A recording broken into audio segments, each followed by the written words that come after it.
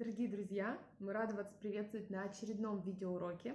И сегодня наша тема – это кашель.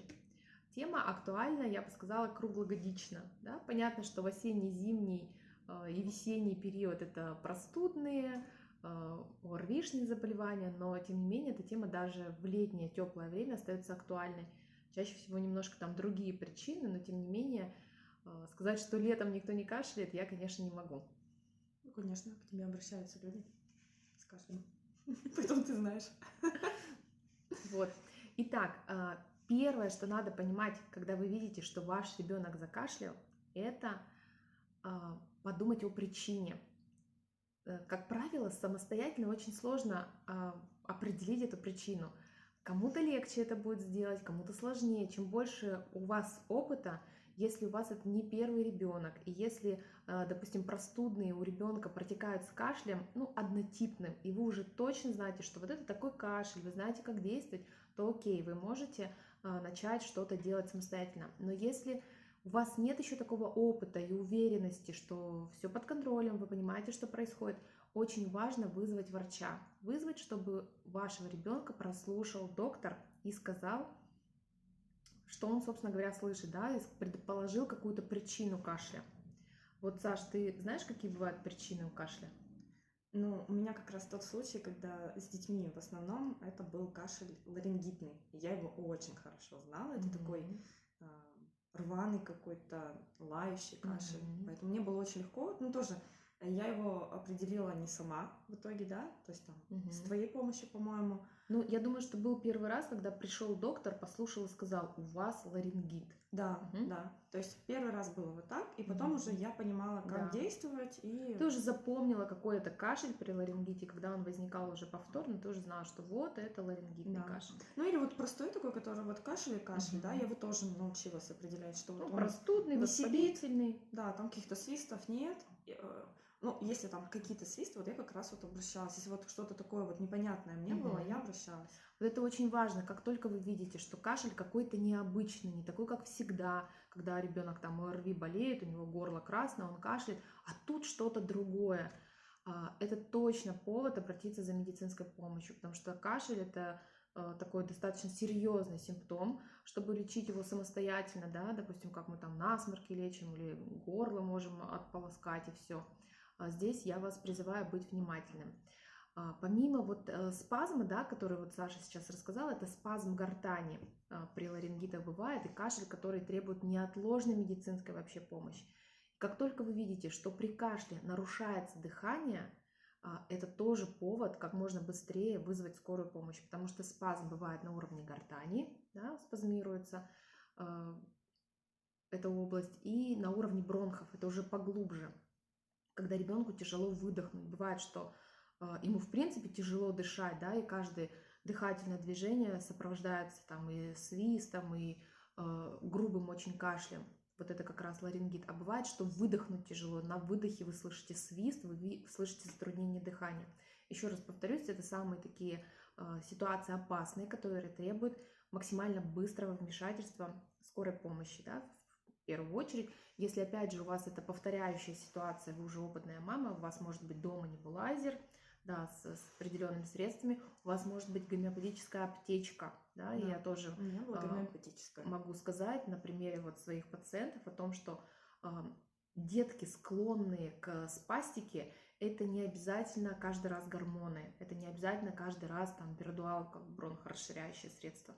Это если вам удастся совместно с доктором вашим подобрать гомеопатическую терапию. И даже, как ни странно, есть эфирные масла, которые тоже способствуют снятию спазма.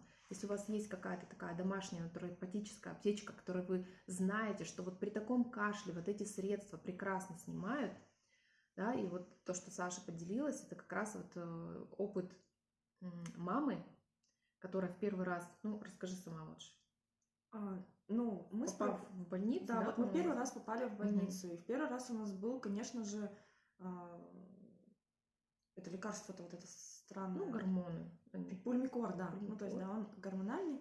Я немножко испугалась, что его используют, но я обратилась к Наташе, и у меня была аптечка, гомеопатическая, которая мне реально помогала. И мы справлялись каждый раз даже с такими тяжеленькими случаями ларингита.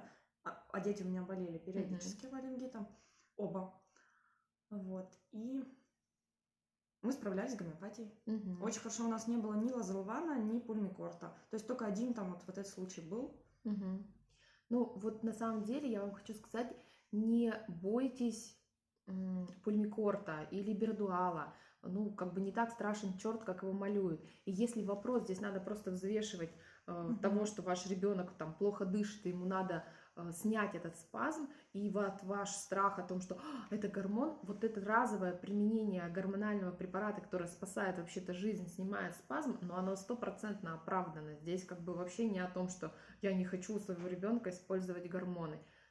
Все, есть ситуация, надо спасти. А потом вот Особенно уже... когда маленький ребенок, у меня было 5 месяцев Да, ребенка. особенно с младенцами. Вообще, чем младше возраст, тем больше вероятность того, что надо просто обратиться за помощью к врачу и быстро-быстро помочь, да, это что при обезвоживании, когда там рвота, понос, тоже такая же ситуация. По-моему, это вообще благо, то, что были созданы лекарства, которые, да, они, может быть, очень сильно их применяют, может быть, не очень правильно иногда, просто снимая симптомы, но то, что они изобретены, тот, кто это сделал, ему большое спасибо, потому что вот, Но они спасают жизнь. Конечно, они спасают жизни, и слава богу, что они у нас есть. Поэтому включаем всегда свой разум, а не только свои страхи, потому что страхи легко включаются, Да, разум они очень легко. включать Я тогда сложнее. испугалась, Конечно. что там астма, что-то еще может быть после этих препаратов, потому что в интернете написано очень много. Главное, чтобы вот этот разум и страх того, что с ребенком что-то случится, они были значимее, чем ваш страх того, что какой-то вы там препарат не тот используете. Да? Благо у меня есть Наташа, которая мне все объяснила тогда. Тебе повезло, да? Вот, поэтому, а вот потом уже, когда вы один раз, допустим, сняли вот этот спазм, вы идете к врачу и действительно разбираетесь, почему это случилось, как можно более мягкими средствами помочь в следующий раз. И уже выстраиваете себе какую-то тактику, чтобы не пугаться, чтобы не прибегать вот к таким сильнодействующим все время, да, при каждом ОРВИ, потому что детки бывают, формируют особенность. Вообще каждая мама, я думаю, вы здесь со мной согласитесь, знает, что когда ее ребенок заболевает, просто вот у него там температура появляется, какие-то респираторные первые симптомы, и она знает, какой будет кашель. Вот это будет просто там сухой кашель от того, что горло воспаленное, не полечится, он перейдет во влажный и пройдет. Да? Это кашель при воспаленном горле, еще одна разновидность. Либо это кашель, который вот перейдет куда-то, либо в бронхит, и ребенок будет долго выкашливать эту слизь, либо он перейдет вот в спазм. И вот с этой склонностью как раз уже работают врачи-гомеопаты, учитывая вот эту предрасположенность к определенному виду кашля. Какие еще могут быть причины, как ты думаешь, кашля? Повреждения, например. Может быть такое? Повреждение чего? Горла. У меня такое было, мне кажется, последний раз. Помнишь, мы лечили меня, я сожгла горло. Полосканием каким-то? Да, я каким-то ядреным сожгла, и долго у меня был кашель. Мы вот лечили уже потом с Наташей, очень аккуратненько. Ну, это вот тоже как бы кашель с горла. Причина у повреждения горла может быть воспалительная, когда оно просто, да, очень сильно. Да, у меня сначала болело воспалённое. горло, я попыталась. И вот какой-то такой ожог. Может быть, даже инородное тело. Тоже я вот каждый практически эфир говорю вам про инородное тело, потому что маленькие детки, они склонны к тому, чтобы чего-то себе куда-то засунуть, вдохнуть. И один раз увидев во время обучения на кафедре детской хирургии стенд, на котором были приколочены предметы, которые хирурги доставали из детских трахей. Это, конечно, это вот отсюда? Ну, это да, это уже чуть пониже, да, то есть когда именно вдыхает он глубоко, ну, диву даешься, чего они только могут вдыхать в себя. Поэтому вот если у вас с ребенком начинается внезапный кашель на фоне здоровья, вот он бегал, играл, и начинается кашель, конечно, нужно исключать. Ты знаешь, я не хочу сейчас... Нет, просто интересно, что же может все-таки ребенок, что может там так задержаться, что ребенок еще жив при этом, да, не задыхается, но при этом у него что-то там. Ну, не задыхается, потому что у нас трахея, когда заканчивается, у нее как бы два канала, два главных бронха. И вот если предмет попадает и закупоривает один бронх, это не критично для жизни, но это требует хирургического вмешательства. Вот, скорее всего, из таких ситуаций, когда в один бронх ушло что-то, а другой еще мог немножечко дышать. Какая-то мелкая, доставали. да, что-то? Это могут быть детали игрушек. Недаром на большинстве игрушек написано до 3 лет нельзя, как раз вот из-за риска вот этого вдыхания мелких предметов. Это могут быть орешки там из сникерса. Нам хирурги рассказывают, что ребенку дали вот сникерс маленькому, он вдохнул вот этот орех, кусочек ореха какого-то крупного. Пленки, которые дети, вот, которые начинают ползать, все тянут в рот. Что-то откусил, Да, потом- да, откусил Мгм. какую-то пленку, вдохнул. Вот эти вещи опасные. Бумажки, наверное, да. Да, поэтому вот еще раз возвращаюсь, потому что кашель внезапный во время там игры, сразу же смотрите на предмет, а не вдохнул ли чего-то вон, и опять же это ситуация скорой помощи. Наташа, а можно я Мгм. отвлекусь еще?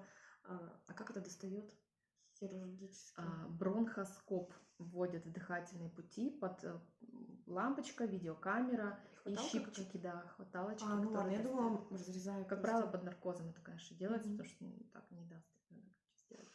Ну, в общем, выход есть. Да, Тоже хорошо. мы специально уделяем время вот таким моментам, чтобы у вас была вот эта внутренняя все-таки настороженность, потому что это ситуации, которые опасны для жизни, да, и если мы будем все время в каком-то там мега расслабленном состоянии, это хорошо, мега расслабленное состояние, но когда она влияет на разум, это уже не очень хорошо, поэтому разум включаем и руку на пульсе держим. Но наиболее часто это давай еще про редкие. Может быть из-за паразитов. То есть, например, у аскарид в цикле развития, когда они попадают в дыхательные пути и Потому что это одна возникает система, кашель. да? Я слышала, что в ну, целом. Нет, они просто у них есть такой цикл развития, когда попадает особь вот в дыхательные пути, раздражает и начинает откашливать. Просто она туда заползает, она как бы не из живота насквозь, да, проползает. Нет, она по естественным нашим путям.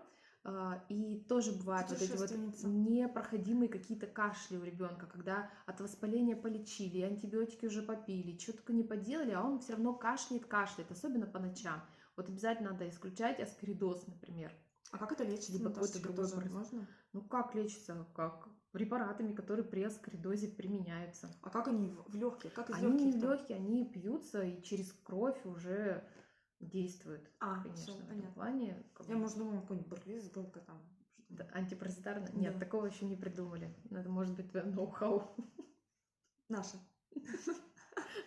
Без тебя не справлюсь. Вот. Одна еще из причин частого кашля непроходящего – это стекание слизи по задней стенке. Когда воспаление не в бронхах, да, не в трахее, а воспаление в пазухах. У нас есть пазухи гайморовая, лобная и еще внутри черепа, там решетчато-клиновидные пазухи, которые тоже могут воспаляться. И не просто остро, когда там температура, голова болит, а такое хроническое воспаление. Я с такими вещами сталкиваюсь у взрослых очень часто, которые говорят о том, что у меня все время слизь по задней стенке, мне все время хочется кашлять. Ну, вот у моих детей тоже такое, что такое. Да, и бывает тоже у деток, опять же, с определенной склонностью, с определенной конституцией. У кого-то насморк, значит, просморкались и выздоровели, а у кого-то переходит это вот воспаление пазух. А может, это какая-то физика такая, что ли? Ну, Дырки вот эти две, которые у там нас есть на самом во рту оттуда течет, да? Я правильно понимаю?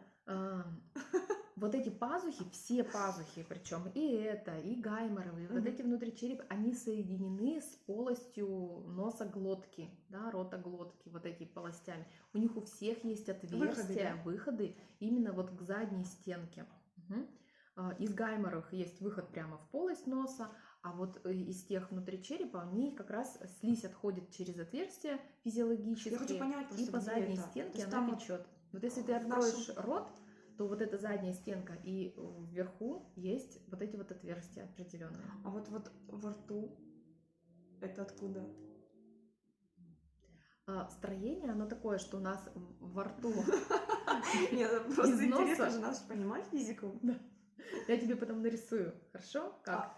Может, Картинку даже покажу тебе сообщений всех этих пазух, полости носа с гортанью. Надо будет прикрепить. Ну, Да. вдруг кому-то тоже интересно. Мне, например, очень и с интересно. бронхами. Да, возможно, прикрепим. Так вот этот момент тоже важно не упускать из виду, и если вот эта ситуация такая как раз, что вроде бы тоже кашель пролечили, а остается постоянное какое-то подкашливание, особенно ночное, когда ребенок ложится и засыпать начинает и кашель, да, вот этот момент слизи по задней стенке, откуда она там течет, надо вот как раз выяснять и работать уже с этим Не, ну это, наверное, не моментом. так нужно, да, это просто Мгм. мой личный интерес. Мы же как? Или хотя понимание все равно может дать. Понимание, да, всегда, когда мама понимает, что происходит, это становится легче. Мгм. Во-первых, и тактику выбрать легче, и описать даже жалобы доктор тоже легче становится. Мгм. Не забываем еще про такой момент, как аллергический кашель. Это опять же, да, вот какой-то Это аллерген. сейчас весна как раз.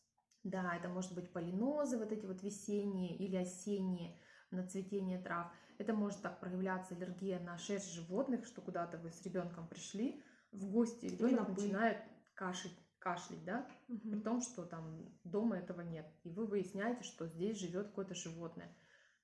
Однозначно надо иметь это в виду и э, не думать, что вот мы тут резко заболели вирусным, давай-ка мы ему полечим, а вот исключить момент аллергический, потому что, как вы понимаете, так как разная причина, то и тактика тоже будет немножко отличаться в этих ситуациях. Ну, наверное, аллергический кашель чем-то еще отличается.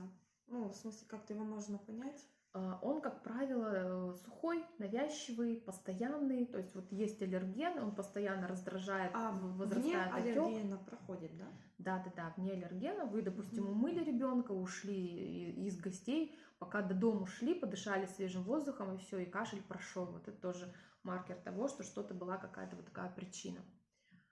Бывает, что аллергический кашель запускает какой-то процесс, который уже там и касается и горла, и бронхов. Да, такие тоже как бы присоединение идет флоры патогенной, и потом в воспаление это все переходит, тоже такое может быть.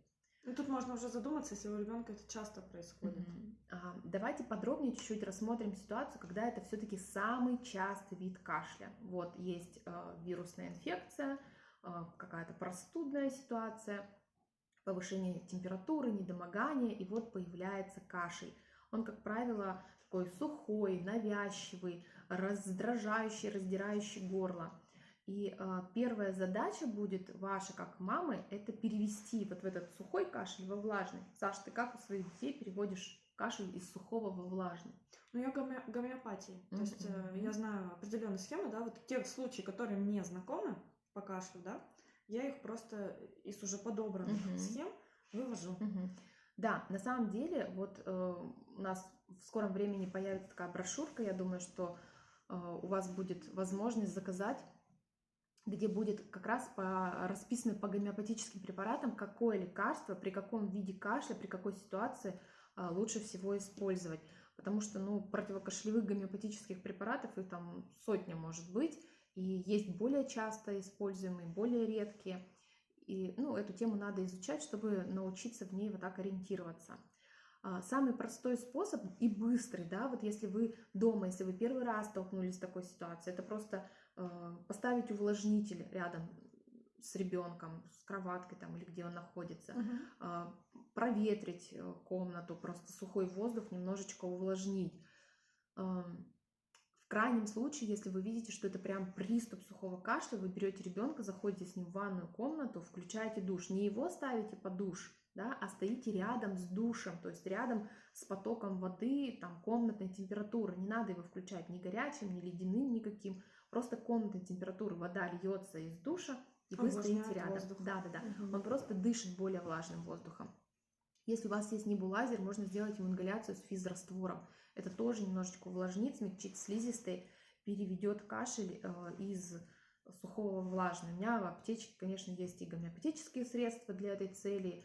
И самое частое, это, наверное, спонгия, препарат, который вот при таком сухом, грубом кашле используется. Не спазме, да, именно вот кашлем. Мы сейчас говорим про воспалительную природу, не спастическую, не аллергическую. Когда ребенок не задыхается, ему несложно вдыхать и выдыхать, правильно? Конечно, да. То есть те моменты мы с вами уже обсудили по тактике такой основной. Здесь у нас идут использование вот либо гомеопатии, либо эфирных масел. Тоже можно в диффузор ставить. Мне нравится, как работает смесь эвкалипта с лавандой. Вот при таком тоже навязчивом сухом кашле она успокаивает, она увлажняет. Вообще, если вот так окунаться в тему ароматерапии, там есть масла, которые способствуют вот как раз переводу из сухого кашля во влажный, то есть смягчает его, которые способствуют усилению слизи образования, да, то есть чтобы вот у каждого воспаления есть вот эти вот этапы, да, сначала отек, покраснение, раздражение, и этому этапу соответствует вот как раз этот сухой, навязчивый кашель, который не дает уснуть, просто все время хочется кашлять, кашлять и кашлять. Второй этап воспаления – это когда появляется слизь. Это касаемо, опять же, и носа, и горла, и бронхов. Та же история, что после сухого навязчивого мы ждем этап влажного кашля. И мы помогаем. Конечно, ему есть выйти. масла, которые способствуют вот усилению продукции вот этой влаги, да, слизи. Вообще кашель – это защитная реакция, как вот мы в свое время с тобой говорили про температуру, что это защитная реакция механизма, и хорошо. То же самое вот про такой кашель, когда при воспалении он способствует выведению микроорганизмов, выведению слизи, которая образуется там в Ну, слизь же, трахее, в она тоже для бронхах. чего-то, да, она что-то все Да, впитывает. да, да. Она тоже собирает вот эти вирусы, и организму нужно с помощью кашля вывести. Вот у младенцев как раз опасно, что они плохо кашляют, да, у них не развит вот этот кашлевой рефлекс, и им сложно, у них пока уже они не начнут в эту слизь вот так вот гонять, этот кашель не возникнет. Это взрослому, подросшему ребенку можем сказать, давай откашливай. И когда я, например, слышу у детей, что у них появился уже вот этот влажный кашель, я их прям прошу. Есть детки, которые как будто бы боятся кашлять, не знаю, вы, может, тоже наблюдали, как будто вот вы слышите, что у них слизь в горле, они так немножечко ее откашляли, и все. Ну, потому что им страшно, Да. наверное, вот это вот, когда начинается. И вот таких детей я уже начинаю им там перкуссионный массаж различный вот такой вот делать, и говорю, давай кашляй, потому что важно, вот это уже следующий этап, слить, вывести. И тоже вот есть группа эфирных масел, которые помогают как раз уже выводу вот этой слизи.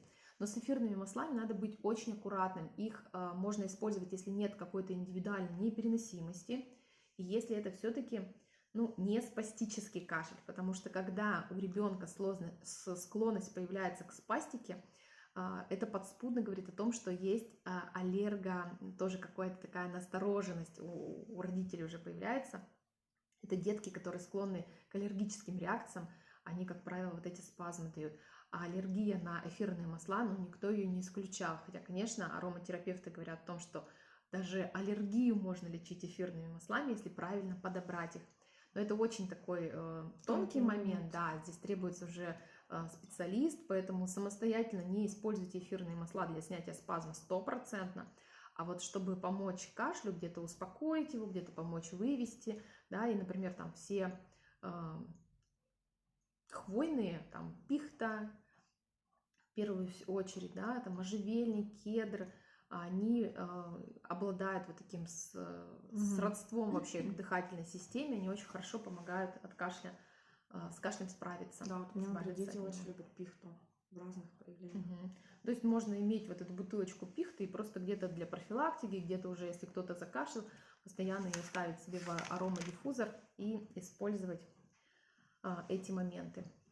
И последний еще этап, мне очень хочется вот этот заключительный, мне тоже сделать акцент на том, что если у вас ребенок уже кашляет влажно, то ваша задача вот на этом этапе помочь ему докашлять.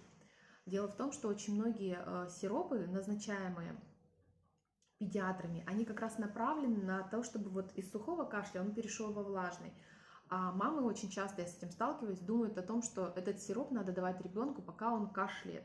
Так вот, он у вас будет кашлять, пока вы даете сироп, потому что сироп будет, как правило, они содержат препараты муколитики эти, да? Конечно, да, способствующие усилению выделения мокроты. То есть пока вы пьете, эта мокрота будет синтезироваться и выделяться. Вот вы видите, что он уже мягко кашляет, редко кашляет, у него просто отходит вот эта слизь, остаточный кашель, я его еще называю. Вот это повод вообще как бы убрать любые вмешательства, дать ему докашлять. Ну и основное средство — это перкуссионный массаж. Тогда мы растираем вдоль позвоночника спинку, вдоль грудины грудку и отстукиваем либо пальчиками вот таким образом, да, либо ребром ладонью. Им так нравится, когда пощипаю, видимо, тут да, вот можно либо растирать, либо щипать, а потом отстукивать. Но очень важно, чтобы вот после этого перкуссионного массажа, который вы делаете пару минут, да, вы их растираете, вот так отстукиваете, а потом просите обязательно покашлять, чтобы вот та слизь... Они перед сном просят сделать? Да. Взрослые дети, у них, как правило, рефлекс уже. Вот у них там отошла мокрота, и они ее откашливают. А если детки маленькие, им надо напоминать, прям просить их, что давай, вот сейчас покашляй, да, я тебя отстучала. И это, опять же, этап, который Есть и гомеопатические средства, которые помогают как раз вывести уже мокроты. Это будет уже не спонги, а другие препараты. Татарику. Антимониум тартарикум, да, Я может быть. знаю. Может быть сульфур или гепарсульфур, в зависимости от того, какой кашель у вас у ребенка. Гепар, он больше про воспаление, да? Гепар, он применяется уже тоже на этапе, вот на втором, когда слизь Или когда надо долго вывести, она когда не гнойную заканчивается. слизь надо вывести. Вот гепарсульфур, это все-таки про гнойные какие-то процессы. Но еще раз напомню, что вот такие тонкости про гомеопатические препараты я освещу в брошюре нашей, да, и первая брошюра будет посвящена как раз детскому здоровью, острым состояниям, она уже наполовину написана, поэтому ждем активно. Ждем. Да, выхода. Вот. Если у вас какие-то вопросы остались по теме кашля, вы можете их писать прямо под видео. Понятно, что в рамках вот такого видеоурока я не могу раскрыть эту тему максимально полно, поэтому у вас могут оставаться вопросы. Вы можете задавать их в личку, можете в комментариях писать, я постараюсь ответить. А вот знаешь, я подумала, если действительно кашель воспринимать как благо, да, то уже не хочется от него просто быстро избавиться, там, дать какую-то таблетку ребенку, чтобы прекратилось. Хотя такие таблетки есть, да, которые тоже действуют на центральные механизмы, блокируя кашель. Но вот здесь надо понимать о том, что это все-таки защитный механизм. И эти препараты, может быть, оправданы в каких-то ситуациях, когда, ну, прям очень сильный, безостановочный, там, с рвотными рефлексами, например, кашель. И если вы ничего подобрать не можете, хотя есть гомеопатия даже в таких случаях, то тогда, да, наверное, просто чтобы дать организму немножко отдохнуть, поспать, такое может применяться. Но опять же, это препараты с определенного только возраста разрешены. И могу по опыту сказать, что можно точно без них растить детей. Да, у нас был вообще очень сложный кашель один раз, помнишь? Коклюшевый.